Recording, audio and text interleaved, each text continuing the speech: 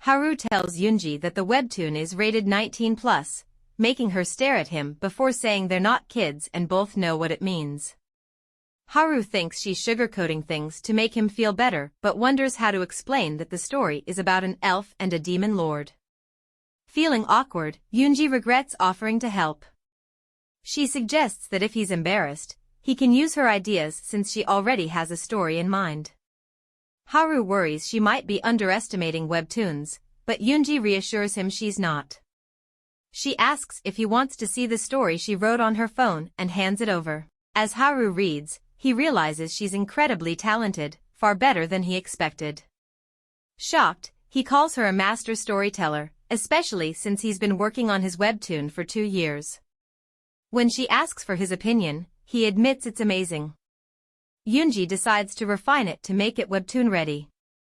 She then asks for his phone to exchange numbers, saying they'll need to stay in touch if they're working together. Haru can't believe she's giving him her number and wonders if this could lead to something romantic, or if he'll just end up drawing a webtoon about his fantasies. Afterward, Haru says he needs to get to his academy class, bows, and leaves. Yoonji feels hopeful, thinking this could finally let her earn a living without being a girlfriend for hire. She reflects on how it all started as a wedding guest for hire. Later, her company head suggested she try being a girlfriend for hire because of her looks, and she agreed, partly due to something her ex, Taehoon, had said.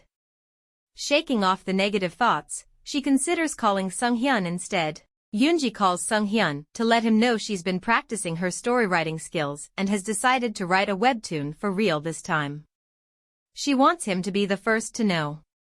Surprised, he asks if this means she'll stop working as a girlfriend for hire. She confirms, and his enthusiastic response surprises her. He suggests celebrating, and she agrees. Sunghyun asks if there's anything she needs for her writing and tells her not to hesitate if there is. Yoonji admits she needs a place to work and asks if she can use his study. She confesses she asked because she wants to be near Sigriel. There's a brief silence before he agrees, suggesting she come by today to check out the space. Yoonji is surprised by his positivity, and he explains that he genuinely wants her to succeed as a writer. He also asks to see her work someday. After the call, she admits to herself that everything feels almost too perfect, making her anxious, but she decides to enjoy the celebration regardless. Later, Yoonji heads to Sigriel to meet Sunghyun, bringing a bottle of wine as a gesture. She remembers she still hasn't picked up her purse from his place and plans to do so today. They agree to meet in the lobby and go up together. When he spots her, Sunghyun notices the wine and offers to carry it for her. As they head to his apartment, a voice suddenly calls out her name. Yoonji freezes, her instincts telling her something is wrong. She turns and sees her old friend, Suyeon. Sunghyun, noticing the tension, asks if they know each other, but before Yoonji can answer, Suyeon interrupts. She tells Yoonji she doesn't live there anymore and accuses her of lingering around, calling her pathetic. Burning with anger, Yoonji's voice trembles as she confronts Suyeon, demanding if she truly just called her pathetic. Inside, she yearns to shout that her family's financial struggles don't give Suyeon the right to belittle her. But Yoonji holds back, knowing that if Sunghyun learns she used to live at Sigriel Apartments, her carefully kept secret will unravel. Instead, she forces a smile and says she's here to meet someone. Then, she introduces Sunghyun as her boyfriend, silently praying he'll play along. To her relief, he does, confirming her statement without hesitation. Suyeon looks shocked and quickly asks, "Don't you live on the 130th floor?" Sunghyun nods, and Suyeon, caught off guard, apologizes. She claims she didn't know Yoonji's boyfriend lived there and asks if they could meet up sometime since Yoonji declined her last attempt to reconnect. Yoonji, though unwilling, agrees and promises they'll make plans later. They exchange numbers, and Suyeon walks away. As Yoonji watches her leave, she reflects on their history. Suyeon has always been passive-aggressive, plagued by an inferiority complex around her. Living on the 121st floor, Suyeon likely resented that Yoonji once lived on the top floor, the pinnacle of Sigriel's social hierarchy. Perhaps she had waited for a chance like this to knock Yoonji down a peg. Yoonji also worries this interaction could spark rumors among the residents, which might limit her visits to Sung-hyun's place. Before she can dwell on it further, Sung-hyun interrupts her thoughts, asking if they should head upstairs. She agrees, wondering how to explain herself. Inside his apartment, Sung-hyun asks if she's okay, noting how rude her friend was. Yoonji brushes it off, suggesting Suyeon was just in a bad mood. Then, he cautiously asks if it's true that she used to live in Sigriel apartments. Yoonji denies it instantly, explaining that Suyeon is a high school friend and that she used to visit often but never lived there. She insists she hasn't been in the area for years. Sung-hyun seems satisfied but comments that, regardless, it wasn't fair for Suyeon to speak to her like that. In a surprising gesture, he hands Yoonji a key card to his unit and tells her to let Suyeon know she lives there now. He reminds her that he's already given her access to his study, so it makes sense. Yoonji stares at the card, startled. Her thoughts drift to her family, her mom and brother, who are still struggling, and how long it's been since she's touched something like this. She thanks Sung-hyun softly, but tears spill down her cheeks. Overwhelmed, she begins to cry, and he pulls her into a comforting hug. Later, Yoonji wakes up in his bed, realizing she must have cried herself to sleep.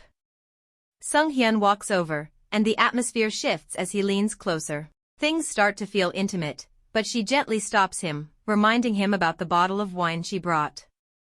As they continue, Yoonji makes a bold suggestion that causes Sung-hyun to abruptly rise from the bed. After a brief, awkward pause, he asks why she brought it up. Yoonji explains casually that it's her safe day. Sung-hyun, however, shakes his head and firmly responds that he doesn't believe in such a thing, concerned about the risks of an unintended mishap. Minutes later, Yoonji stands under the warm shower, replaying their conversation in her mind. She feels a pang of guilt, knowing her words likely made him anxious. She reminds herself that she should be grateful. After all, he gave her access to Sigriel apartments, which is already more than she could have expected. Hoping for anything beyond that would just be foolish. Meanwhile, Sung-hyun sits on the bed, lost in thought, when he remembers Yoonji's purse. He retrieves it, intending to return it to her. As he handles it, Yoonji's voice rings out from the bathroom, asking where he keeps his towels. Startled, he quickly sets the purse aside and hurries to fetch one, but it slips from his grasp, spilling its contents onto the floor. Sung-hyun crouches to gather her belongings, carefully placing them back into the purse. Just as he reaches for one final item, Yoonji steps out of the bathroom, her hair damp and wrapped in a towel, announcing that she found the towels on her own. Sung-hyun stands up, holding a small package with a puzzled expression. Slowly, he raises it to show her what he found, the pierced protection she had used during their first encounter. Sung-hyun looks at Yoonji with concern and asks if she plans to use the pierced protection. Flustered, Yoonji quickly denies it, insisting that things aren't what they seem. But when he presses her for the truth, she feels cornered and decides to feign innocence, aware of how suspicious the situation looks. With uncertainty in her voice, she lies, claiming that her ex once tried to coerce her into having a baby. She explains that she almost fell for it but discovered the tampered protection, stashed it in her bag, and left. She shudders, saying she doesn't want to imagine what could have happened if she hadn't caught on. Sung-hyun's expression shifts to disbelief, and he asks what kind of person her ex could be to do such a thing. Yoonji emphasizes that it was a major reason they broke up, unable to stay with someone who could be so reckless and selfish. Still staring at her, Sung-hyun asks if she's in contact with her ex. She firmly denies it, insisting she cut ties completely and questioning how she could associate with someone like that. Noticing that Sung-hyun is still uneasy, Yoonji quickly changes the subject. She reminds him of her work and suggests heading to the study. However, guilt tugs at her as she considers the weight of her deception and the difficulty of recovering if the truth ever comes out. In the study, Sung-hyun reassures her that she has everything she needs to work and offers to help if she needs anything else. Grateful for his kindness, she thanks him before explaining that her work is uploaded to her drive. She mentions it's currently written as a novel, but that she plans to adapt it into a webtoon. Curious, Sung-hyun asks who will handle the artwork. Yoonji explains that her friend has agreed to collaborate with her. She gestures for him to take a seat as he scrolls through her work. After reading for a while, he expresses his admiration, saying he finds it enjoyable and believes it will be even better as a webtoon. Excited to tailor her work to his tastes, Yoonji asks what kind of webtoons he likes. He admits he hasn't read many, which prompts her to playfully remark that she should have guessed he's not the type. She accuses him of just being polite. Sung-hyun, slightly defensive, insists that's not true and mentions that a friend of his is also working to become a webtoon author. Laughing, Yoonji assures him she was only joking. He playfully scolds her for teasing, and she leans over to peck him on the cheek. Smiling, she affectionately comments that he's so cute, earning a small, bashful smile from Sung-hyun.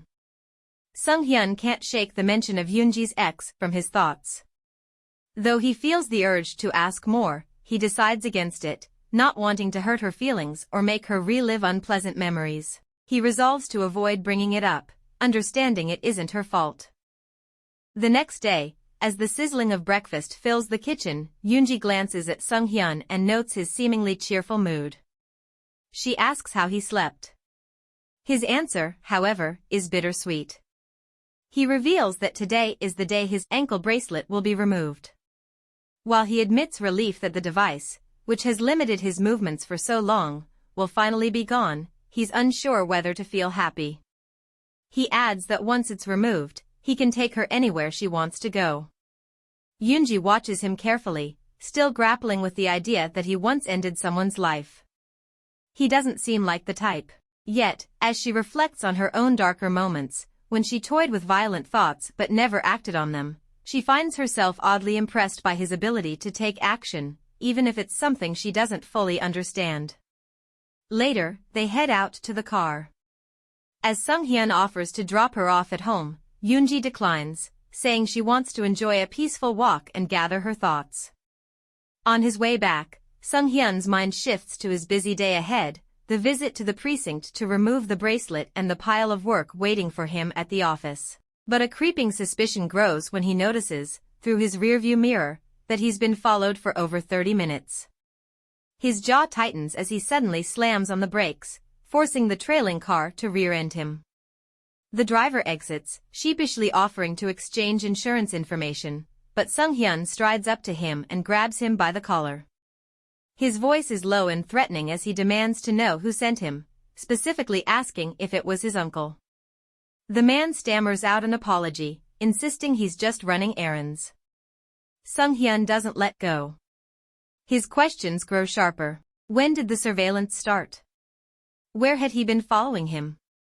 The man, now visibly frightened, admits he's been tailing him since morning, from the moment Sung-hyun left his house. Panic grips Sung-hyun as his thoughts shift to Yoonji.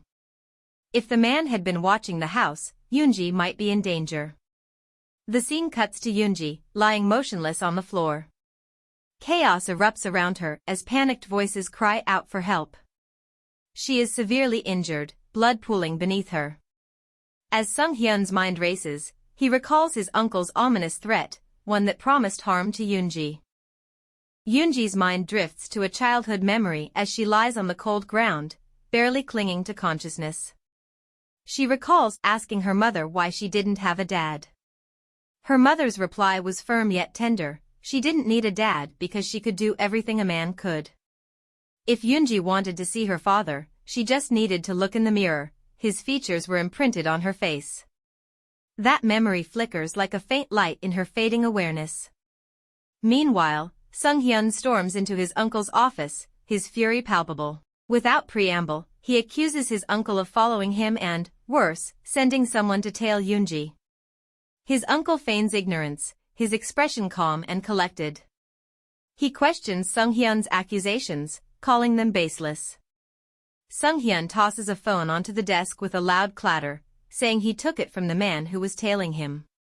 His voice rises as he demands answers, especially why Yoonji had to be dragged into their feud.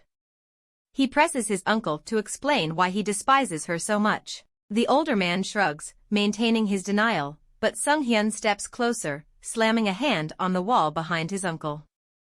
His voice is low, but his words drip with menace as he reminds his uncle of the lengths he went to just a year ago, lengths that earned him an ankle monitor.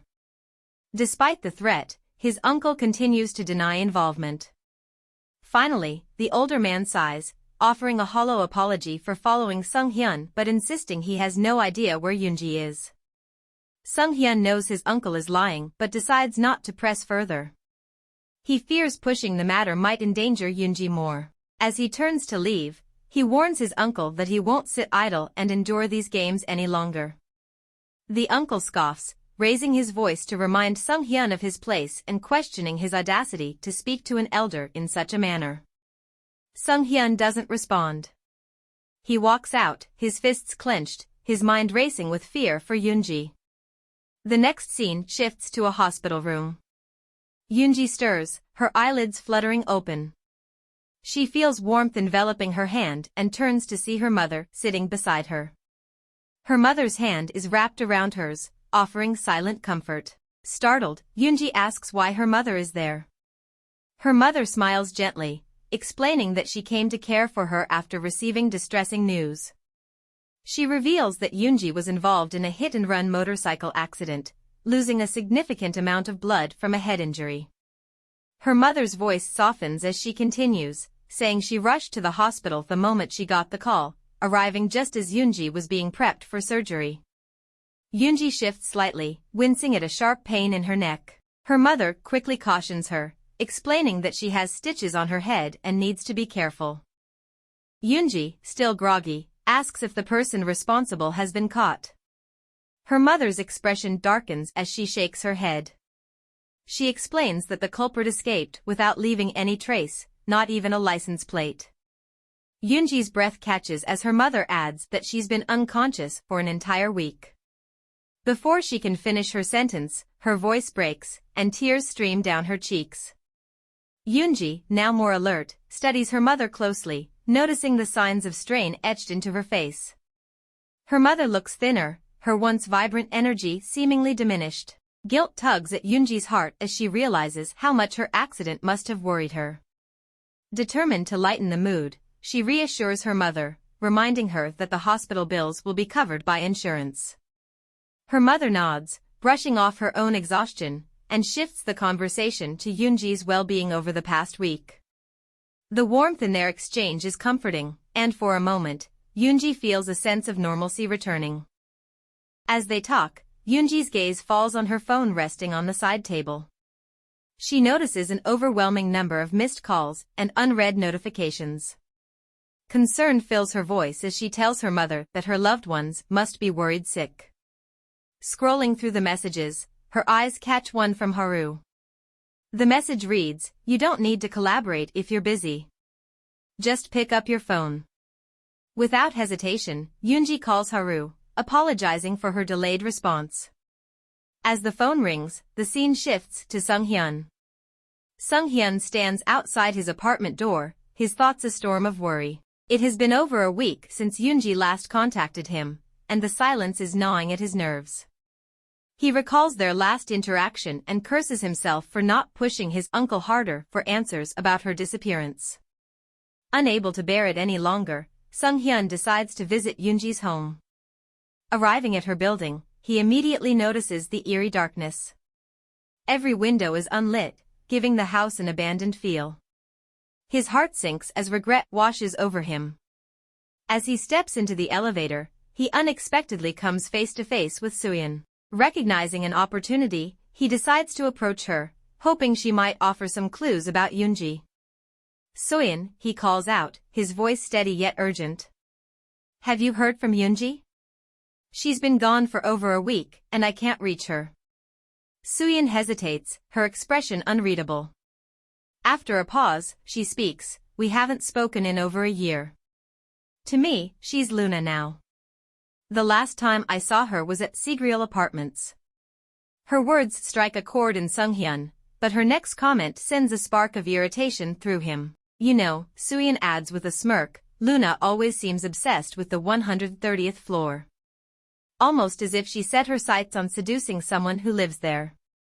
Sung-hyun's eyes narrow, his tone sharp as he demands, "What do you mean by that?" Soo-yeon raises her hands defensively, feigning innocence. "Relax. It's just an observation. People talk, that's all." Sensing her eagerness to leave, Sung-hyun grabs her arm firmly but not harshly. "You're not going anywhere. Tell me exactly what you know about her fixation with the 130th floor." Soo-yeon sighs, her facade cracking. "Fine," she relents. "Luna, Yoonji used to live on the 130th floor before you moved in. She was practically glued to that place. I don't know why, but it was like she had a reason she couldn't let it go." Sung-hyun's grip loosens, but his mind races. The connection to the 130th floor feels like a puzzle piece falling into place, hinting at a deeper truth about Yoonji's past, one that might explain her current predicament. Sung-hyun's mind is racing as he reflects on everything that's happened. The dots that seemed disconnected are now starting to align in a troubling way. He can no longer deny the growing suspicion that something is deeply wrong. His instincts push him to take action, so he grabs his phone and makes a call, urgently requesting an investigation into the previous occupant of the 130th floor at Sigreal Apartments. He demands to know everything, what they did for a living, why they sold the apartment, and where they are now. He's determined to uncover whatever secrets are buried there. His frustration mounts as he stresses the urgency of getting this information as soon as possible. Meanwhile, Haru, who's just heard about Yoonji's car accident, can't help but feel anxious. He's been trying to reach her, but his concern only deepens when she informs him that she's okay and will be discharged soon. As she reassures him, Yoonji can sense the worry in his voice. Haru asks about the hospital she's at and insists on visiting her. She tells him not to worry and promises they'll meet up once she's out. Before hanging up, Haru, in his usual playful manner, tells her he misses her, making Yoonji smile. His voice is lighter than usual, and Yoonji laughs, teasing him about overreacting. She also shares exciting news about getting her own studio and how she's starting to take her writing seriously. Yoonji mentions that she's already written a story and is eager to get started. At the hospital, Yoonji waits at the reception, scrolling through her phone.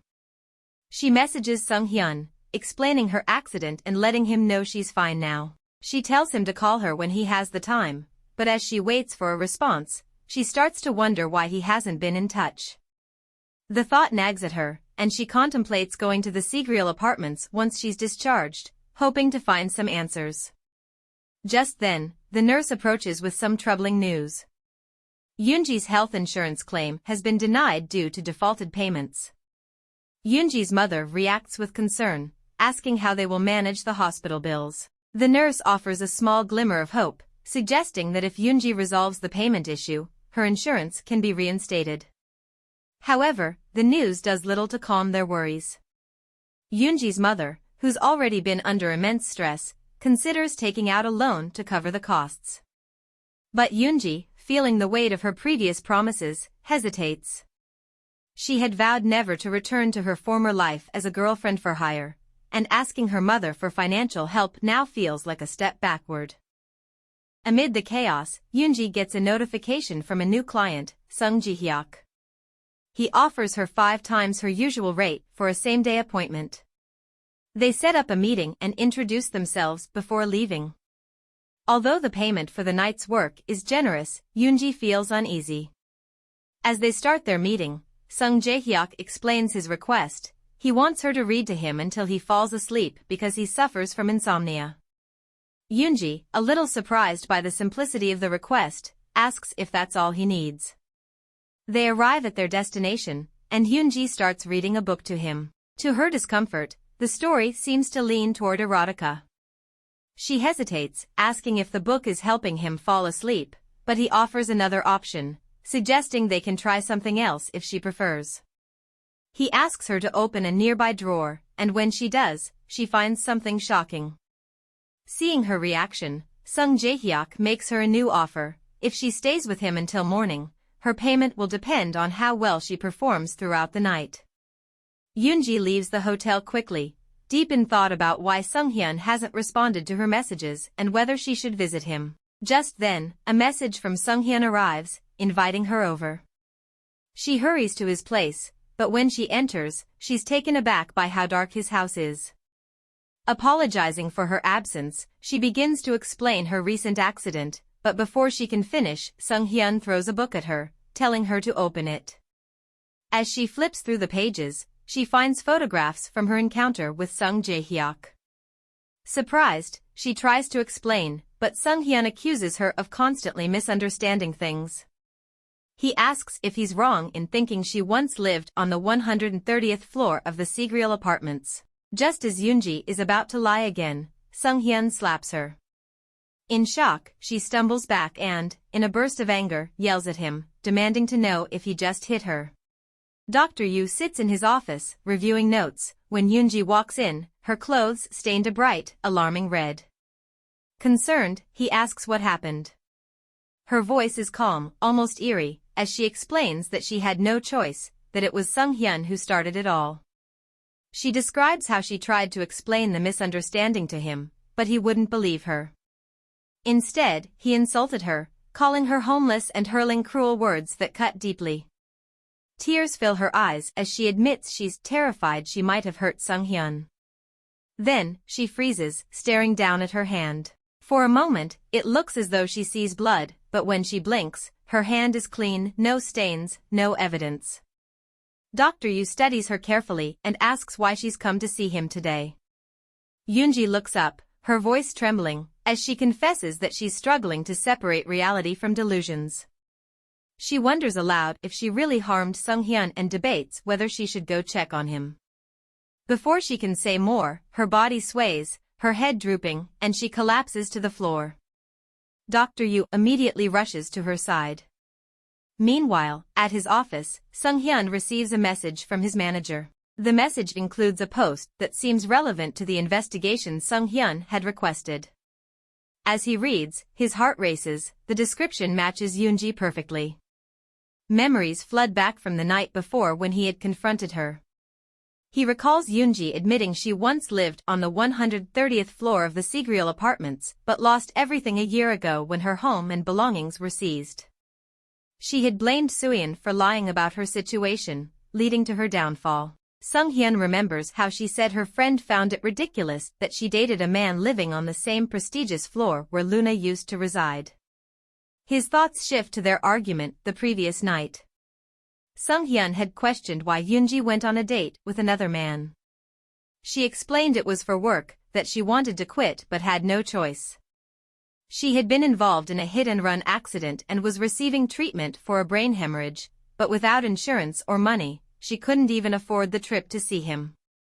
Her desperation left her no alternative. Yoonji had also revealed her suspicions that the hit-and-run might have been orchestrated by Sunghyun's uncle, who had been keeping tabs on her. Sunghyun had apologized, promising to take responsibility for his uncle's actions. Overwhelmed, Yoonji fled his house. All these memories swirl in Sunghyun's mind as he reads the post, his thoughts tangled in confusion and unease. His focus is interrupted when his grandfather steps into the room. "I've decided," his grandfather says firmly. "At the next board meeting, I'll appoint you as vice chairman. Now that the ankle bracelet is gone, there's no reason to delay." Sunghyun hesitates. "What about my uncle?" His grandfather's face hardens. This is the price he pays for prioritizing business over his children. He's not fit for leadership. "Your father, Sungjun, was cruel and violent from a young age, but your uncle, Sungwook, is worse. He's incompetent and incapable, always blaming others for his failures. He'll stop at nothing to get what he wants." A warning edge creeps into his voice. "Be careful of him. He could be your biggest threat one day." Sunghyun listens silently as his grandfather continues. If the goal were just to expand the company at any cost, Sungwook might seem like the right choice. He's desperate to grow profits and won't hesitate to take extreme measures. But I want this company to be better, not just bigger. That's why I believe you're the right fit. Sometimes, the right answer isn't about results alone. Sung-hyun looks conflicted. I'm not ready. I need time to think. His grandfather narrows his eyes. I understand, but don't take too long. Make your decision soon. Meanwhile, at Yuhasung Neuropsychiatry Clinic, Yoonji gasps for air after being revived. Dr. Yu offers her a glass of water, and she gulps it down, still struggling to catch her breath. I can't breathe, she pants. Dr. Yu calmly guides her through breathing exercises. Will you be okay? He asks, concern etched on his face. Yoonji nods weakly, thanking him. He hesitates. I can look into a hospital for you. Are you sure you don't want? No, she interrupts. I just want to go home. Dr. Yu watches as she stands, still unsteady, and leaves his office. As the door creaks shut behind her, Yoonji's mind races. She doesn't know what just happened, but she's certain now that nothing happened with Sung-hyun. Her phone buzzes suddenly, pulling her from her thoughts. It's Haru. Are you out of the hospital? He asks. Yes, she replies softly. I had a terrible day, he says. Can I spend it with you? Yoonji, worried about Haru's well-being, asks where he is and if he's facing any problems. Haru, however, avoids answering and apologizes for contacting her on short notice.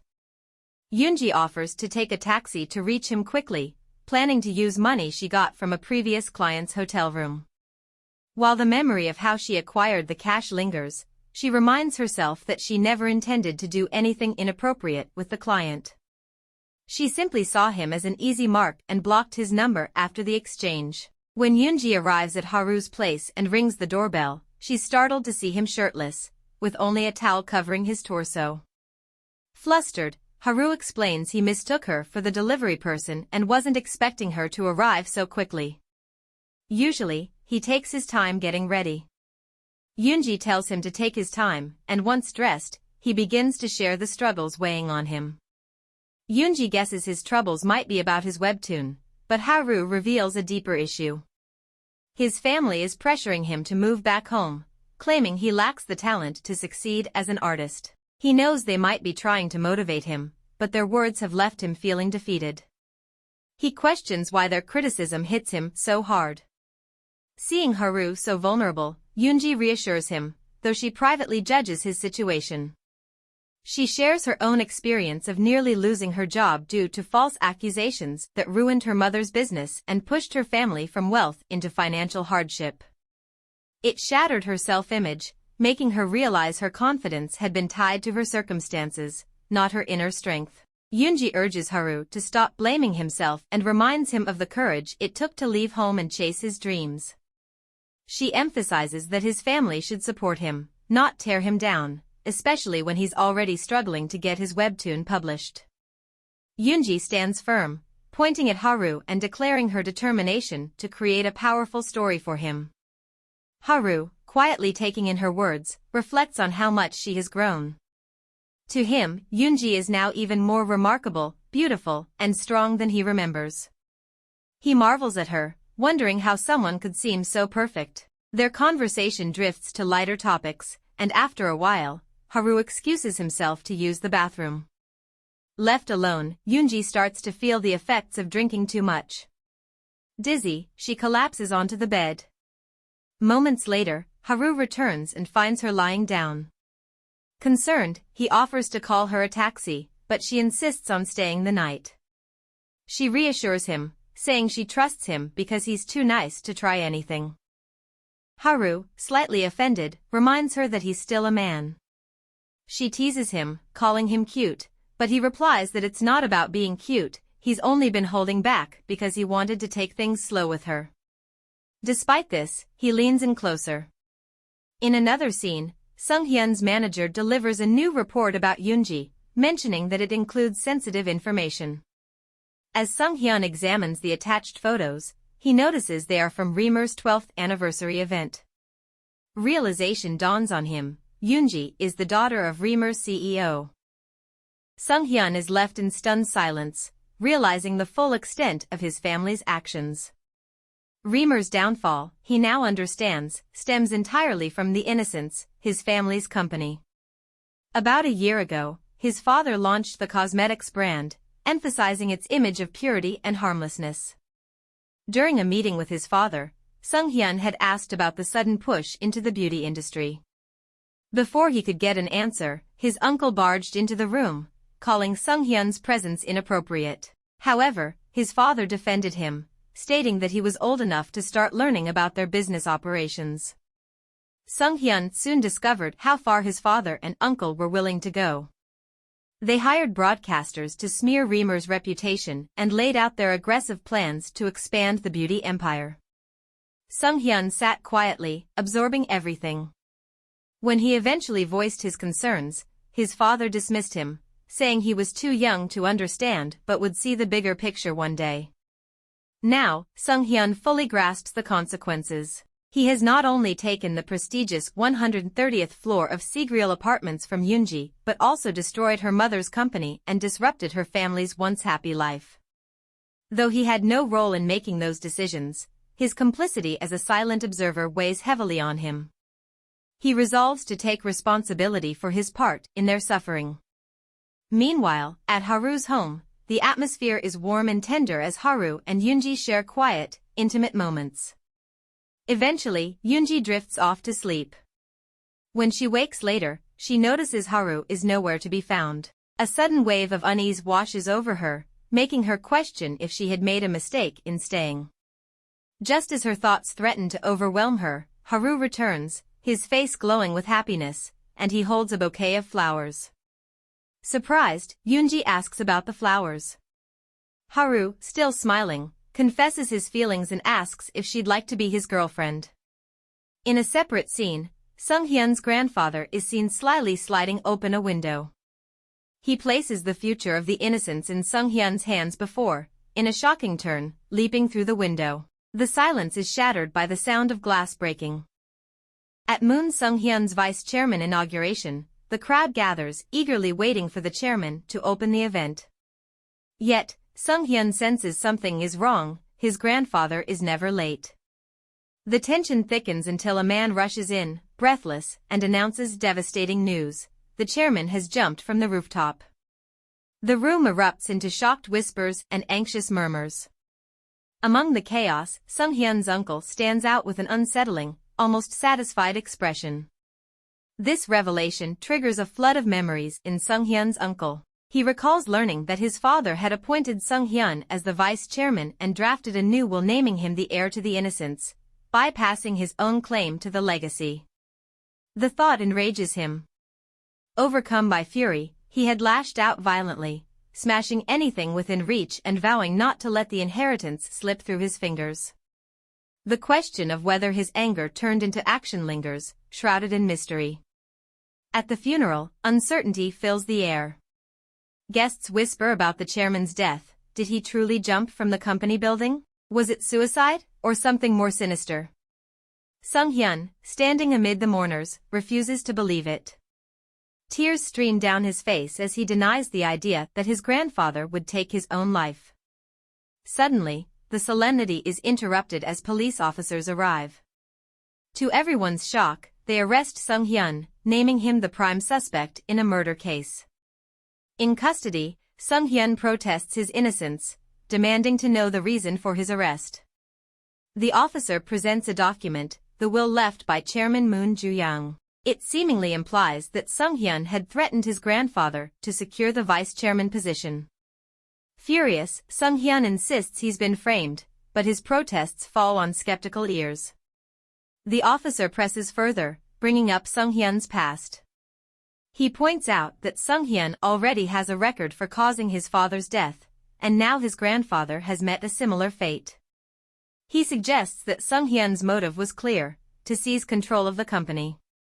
As the accusations pile up, Sung-hyun's mind races. Amid the chaos, he recalls his grandfather's warning about his uncle, hinting at the true danger lurking within the family. Desperate to prove his innocence, Sung-hyun pleads with the officer to allow him a phone call. The officer, cautious of evidence tampering or secret accomplices, hesitates before declining. Frustrated, Sung-hyun asks how long he will be detained. The officer coldly responds that it depends on when he confesses to threatening and killing his grandfather. Resolute, Sung-hyun vows to clear his name and honor his grandfather's legacy, contemplating his next move. Meanwhile, at Haru's house, he has just confessed his feelings to Yoonji. Though deeply touched, Yoonji wrestles with her thoughts about Sung-hyun and the complications tied to her feelings for Haru. Being with Haru brings her comfort and peace, but she is unsure of the path ahead. After a brief silence, she thanks him for the flowers. Haru, sensing her hesitation, apologizes for the sudden confession. He admits he understands if she feels uncertain, especially since he currently lacks financial stability or a steady job. He confesses that he feels unworthy of her but expresses his genuine desire to be with her. Yoonji's mind races as she considers the potential consequences of being with Haru, her unresolved relationship with Sung-hyun, her past as a girlfriend for hire, her therapy sessions, and her mother's expectations. Haru reassures her, urging her to take all the time she needs. He shares his dream of becoming a successful webtoon artist so he can be a reliable partner. Taking her hand in his, he promises to wait patiently for her decision. 1 month later, Yoonji and Haru are working together at his apartment on their webtoon project. Yoonji mentions editing the dialogue for the 5th page of the 5th episode and promises to send it to Haru shortly. However, she notices she's been unusually exhausted lately, likely from preparing for her upcoming art exhibit. Feeling hungry, she suggests ordering spicy pig's feet, but Haru looks surprised. He gently reminds her they just ate triangle kimbap and cup ramen an hour ago. Undeterred, Yoonji insists it wasn't enough to curb her appetite. Concerned, Haru asks if she's feeling stressed. While acknowledging the pressure of the open exhibit, he reminds her to prioritize her health. Yoonji reassures him that she's not stressed and finds their work far more fulfilling than her previous job as a girlfriend for hire. Suddenly, Yoonji notices something unusual about her condition. She opens her period tracking app and realizes she's 14 days late. Stunned, she freezes as a startling question takes shape in her mind. Whose baby is it? With a low creak, the door to Sung-hyun's apartment swings open. He steps inside, shoulders slumped from exhaustion, and sinks onto the couch. His thoughts drift to the past month, realizing how quickly time has passed since his grandfather's funeral. He vividly recalls the police combing through every corner of the Innocents, searching for evidence, and how his days were consumed by assisting the investigation. Now, however, his world feels much smaller. Restricted to his apartment until his upcoming trial, he is forbidden from stepping outside, a frustrating reality that weighs heavily on him. In the midst of his brooding, Sung-hyun remembers he hasn't contacted Yoonji since that fateful day. He wonders how she's holding up, but knows there are more immediate matters demanding his attention. Resolute, he picks up his phone to follow up on a legal request he initiated, determined to see it through. Meanwhile, at the Yu Ha-sung Neuropsychiatry Clinic, Dr. Yu sits at his desk, staring at a framed photo. His reverie is interrupted by the shrill ring of his phone. It's his mother, her voice tinged with worry as she informs him that his father's health has taken a turn for the worse and requires close monitoring. The weight of her words presses on him as he struggles to focus. A staff member enters, handing Dr. Yu the day's patient schedule. As he scans the list, his eyes land on Yoonji's name, marked as cancelled. Curious, he asks for details and learns that Yoonji had called earlier, explaining that an urgent matter had come up. Dr. Yu's mind briefly wanders to 2 weeks ago, when his mother had first messaged him about his father's worsening condition. That evening, as he sat contemplating whether to visit the hospital after work, a soft knock interrupted his thoughts. Yoonji entered, her hands full with beverages and her trademark warm smile. She thanked him for his guidance during her previous visit, when she had suffered a severe episode of hyperventilation. As a thoughtful gesture, she even brought an extra drink for one of the nurses who had assisted her. Noticing Dr. Yu's distant expression, Yoonji asked softly if something was wrong. Snapping out of his thoughts, he apologized and prepared to start their session. Before he could continue, Yoonji slid a photo frame across the desk. Curious, he picked it up and saw a stunning image of her in a wedding dress. Yoonji explained she had taken the photos with her own money as a gesture of gratitude for his kindness. She then confessed, revealing feelings she had developed for him that went beyond the professional. Despite knowing their relationship could never become romantic, she admitted she needed to unburden herself, especially during such a chaotic time in her life. Yoonji acknowledged how odd her emotions felt, but Dr. Yu reassured her, explaining that emotional transference, forming attachments to one's psychiatrist, was a common phenomenon. Yoonji nodded in understanding, aware that any romantic connection was out of the question while she remained his patient. Still, she emphasized that her intent was to process her emotions, not act on them. Dr. Yu repeated that such feelings were natural and gently shifted the session toward understanding her current state of mind through a series of thoughtful questions. As the session concluded, Yoonji thanked him for his understanding and expressed her determination to work through the transference. Pausing at the door, she mentioned reading about doctors potentially being allowed to date former patients 3 years after ending their professional relationship. Dr. Yu confirmed this was accurate, and with a small smile, she said goodbye and left the office. In the next scene, Yoonji's distress over her late period takes center stage. Staring at the marked date on her calendar, she can't shake the thought that she might be pregnant. Weighing the two possibilities, her encounter with Haru or the unresolved connection with Sung-hyun, her mind races with uncertainty. In a moment of panic, she even considers an old remedy involving soy sauce, though she knows it's unlikely to help. Despite the turmoil swirling within her, Yoonji knows she must stay focused. The upcoming contest looms, and Haru has poured his heart into their webtoon project, aiming to achieve his dream of debuting as an artist. She resolves not to jeopardize his aspirations, no matter what happens with her pregnancy. Determined to balance her personal struggles with her professional goals, Yoonji commits to finishing their manuscript. She is adamant about not letting Haru down while striving toward her own dreams. Later that night, Yoonji remains engrossed in her work, tirelessly focused on the story. Haru enters the room, noticing her exhaustion, and gently suggests that she take a break. He's been watching her pull all-nighters for days and knows she's pushing herself too hard. Trusting in her dedication but also worried about her well-being, he decides to head to bed, giving her the space to rest, even if she resists the idea. The next morning, Yoonji wakes Haru with excitement, announcing that she has finished the story. Eager to hear his thoughts, she asks if he wants to read it. Haru, surprised by her rapid progress, agrees and starts reading. As he dives into the pages, he's instantly captivated by the brilliance of the story. The more he reads, the more certain he becomes that this project is bound for success. As he begins to mentally prepare for the task of illustrating the story, Yoonji catches him off guard with an unexpected question: "Will you do a job?" His surprise is palpable, and she quickly explains that something urgent has come up. She doubts she'll have time to review his artwork, which leads Haru to feel a growing sense of unease. The thought of her leaving, of possibly not seeing her again, fills him with anxiety. With urgency, he proposes going with her, believing that facing whatever it is together would make it easier. Yoonji gently holds his hand and reassures him that this is something she needs to handle on her own. She urges him to stay behind and continue working on their story.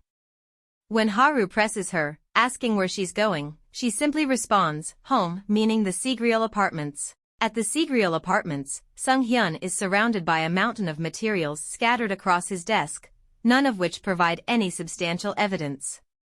He feels the weight of his frustration growing as he struggles to figure out a way to secure evidence before the upcoming trial. Lost in thought, his mind races with possibilities. Just then, Yoonji arrives at his doorstep. At first, she suspects that he's been deliberately avoiding her, especially since he hasn't answered her calls. But Sung-hyun quickly clears up the misunderstanding, explaining that he's been overwhelmed with urgent matters and hasn't had the chance to use his phone. In an unexpected turn of events, Yoonji asks Sung-hyun to lend her his hand for a moment. When he agrees, she places a pregnancy test strip in his palm.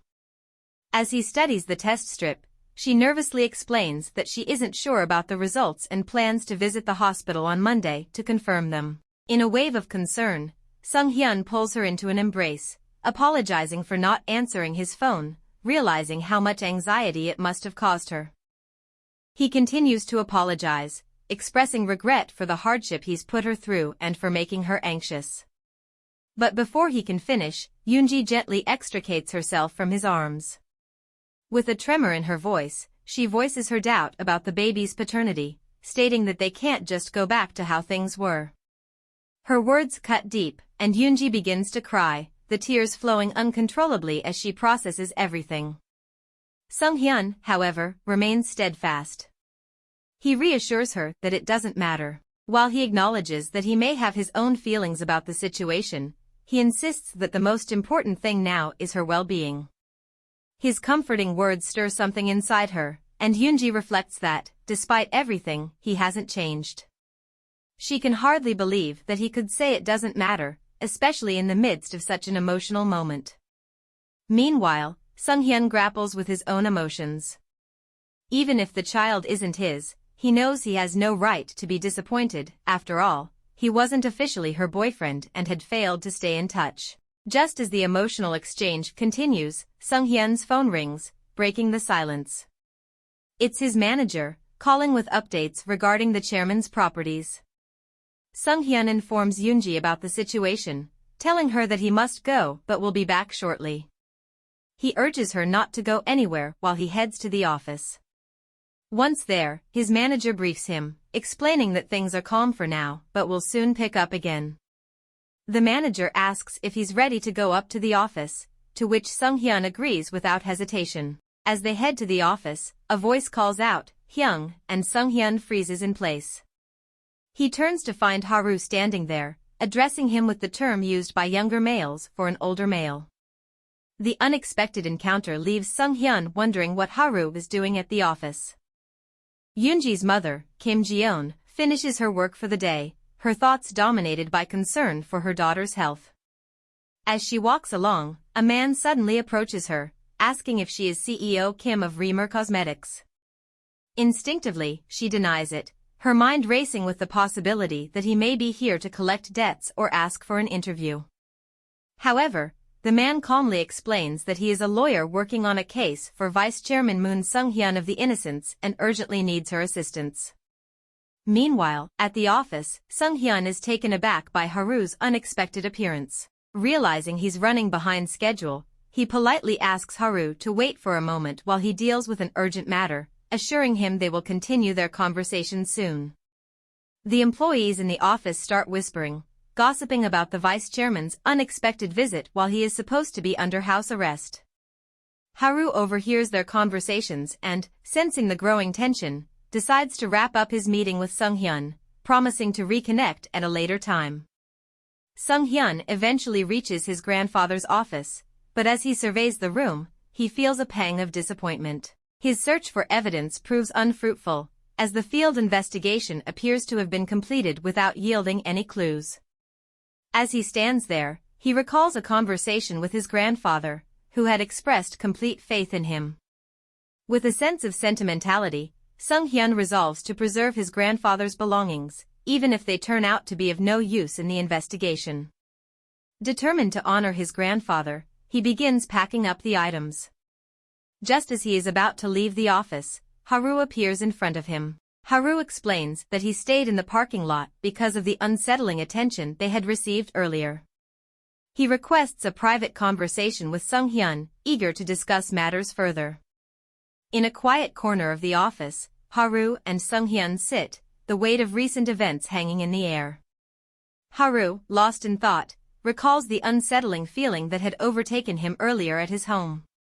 Yoonji's absence had troubled him deeply, making it hard to focus on his work. Hoping to clear his mind, he decided to take a walk and grab a coffee. But as he left his house, a man stopped him, asking if he lived in Unit 302.